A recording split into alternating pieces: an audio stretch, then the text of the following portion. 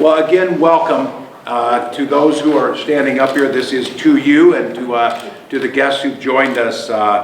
We're taking some time, an important time, to highlight important piece of legislation that ended up in the much larger budget bill.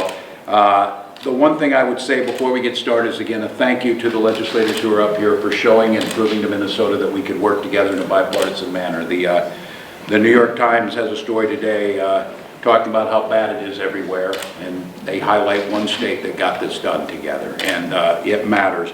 This piece of legislation inside, and to be very clear, the folks who worked on this, another case of words matter, and what we do on statutes and come together to clean up some things that are certainly stains on the state of Minnesota. This is chapter number 45, House File 51.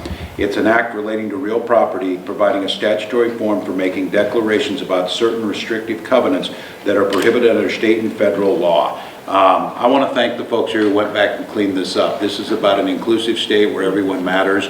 These are outdated and hurtful things that were in titles, and bringing this to the attention, allowing people to be able to clear these up.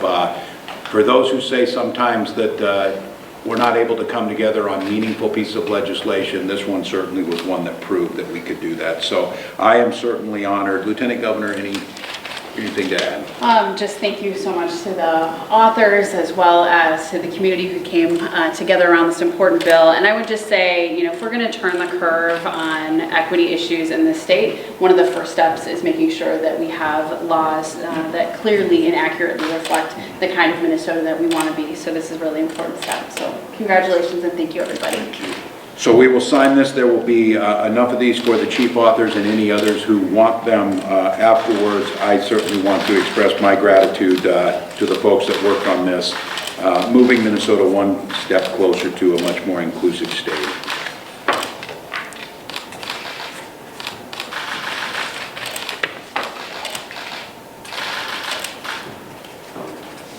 It's the law.